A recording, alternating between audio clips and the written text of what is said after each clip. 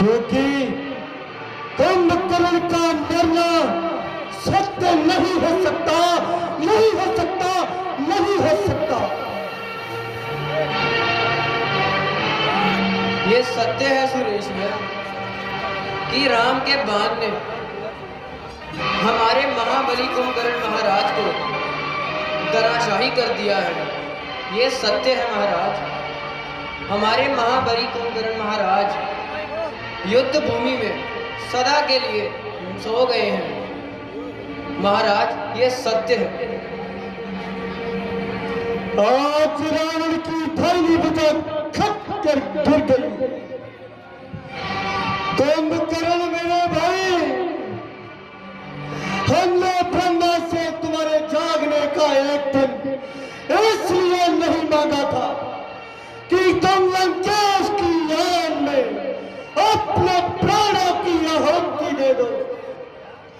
आज तूने दशानंद रावण के अटल विश्वास की नींव को हिला दिया है, हिला दिया है।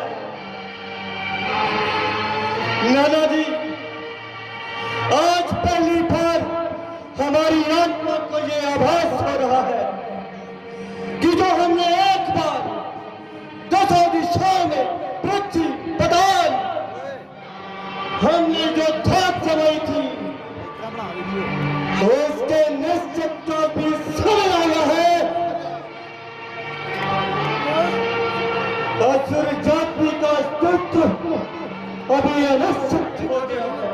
नहीं पिताश्री, नहीं। इंद्र का वज्र, विष्णु का सुदर्शन और शंकर का त्रिशूल मिलकर भी असुरों का अस्तित्व नहीं मिटा सके तो बेचारे राम के बाण क्या कर लेंगे। युद्ध में तोला आशा हानि लाभ तो होता ही रहता है, परंतु उससे राष्ट्र की गतिविधि तो नहीं रुक जाती।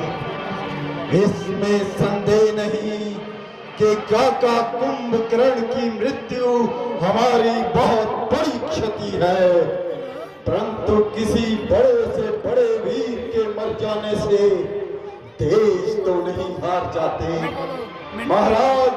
एक पर्वत टूट जाने से पृथ्वी पर प्रलय नहीं आ जाती। भैया इंद्रजीत सत्य कहते हैं, घाट प्रतिघात ना हो तो युद्ध कैसा। गहरे से गहरे गांव को भी एक योद्धा को हंसते हंसते सहना पड़ता है, तभी बैरी का बल क्षीण होता है। वीर की आंखों में आंसू नहीं, अंगारे बरसने चाहिए।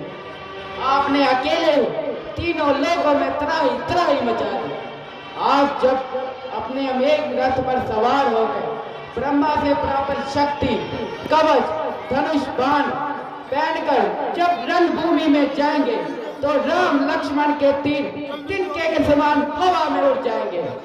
आप हमारे आदर्श है पिताश्री, आप इस प्रकार हतोत्साह की बातें कर रहे हैं।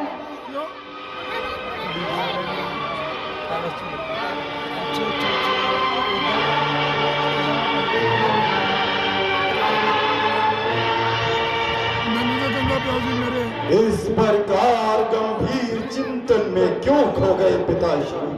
जब से मैंने रणभूमि में जाने का निश्चय किया है, आप गहरी सोच में पड़ गए हैं। ये बात क्या है महाराज? आप हमेशा मेरे रणभूमि में जाने में असमंजस में पड़ जाते हैं। ये किस कारण? पुत्रमोश अथवा आपको मेरे रणकौशल पर कोई संदेह है? संदेह? तुम पर संदेह? इंद्र के वज्र को भी मनोनी कंकर की तरह प्रभावहीन कर देने वाले पुत्र पर संदेह कैसे कर सकते हैं? देवासुर संग्राम में अपने पिता की पराजय को अपने पराक्रम से विजय में परिवर्तित कर देने वाले इंद्रजीत अपने पुत्र पर संदेह हम कैसे कर सकते हैं नाथ? हम कैसे कर सकते हैं? तो फिर अभी तक आपने मुझे रणभूमि में कूच करने का आदेश क्यों नहीं दिया? इंद्रजीत, तुम दीवार हो, तुम घर की नींव हो। तुम्हारी रक्षा करना हमारा कर्तव्य है। भगवान भोलेनाथ तुम्हारी रक्षा करें। यदि तुम्हें कुछ हो गया बेटा तो लंका अनाथ हो जाएगी, अनाथ। ये पिता का मोह बोल रहा है, परंतु एक पुत्र का धर्म आपके रहते लंका अनाथ कैसे हो सकती है महाराज। परंतु मेरे रहते यदि लंकेश्वर का मान भंग हुआ, लंका राज्य की जनता की प्रतिष्ठा की अगर रक्षा ना हो पाई, तो मेरे जैसी प्राचीर गण के ऐसे परकोटे का क्या लाभ पिताश्री, क्या लाभ। लाभ और हानि का हिसाब हम तुम्हें कैसे समझाएं पुत्र। अनमोल से अनमोल हीरे को भी अपना मोल नहीं पता। आज केवल लंकेश्वर की नहीं, पूरी लंका की आन दांव पर लगी है। पूरी असुर जाति की आन का सवाल है, जिसे बचाने के लिए आप और मैं केवल दो ही बचे हैं, और हम दोनों में से किसी एक को आज रणभूमि में चला है। तो आज मैं युद्ध की पताका लेकर सबसे पहले मेरा पिता जाएगा। क्यों? क्योंकि तुम लंका का भविष्य हो मेरे लाल, और भविष्य की रक्षा करना वर्तमान का कर्तव्य है। ये पिता का मोह बोल रहा है, परंतु पुत्र का कर्तव्य इसकी आज्ञा नहीं देता। इंद्रजीत जो देश के काम ना आ सके, तो पुत्र ही कैसा। इंद्रजीत के होते हुए रणभूमि में आप जाए तो धिक्कार है उसे।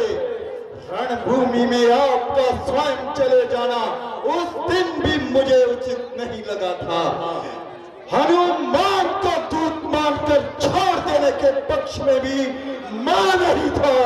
वो वानर रंगत आया और बड़े दरबार में मनमानी की और रगड़ता हुआ चला गया। हम कायरों की सलाह लेते गए और उन दुष्टों के उत्साह बढ़ते गए।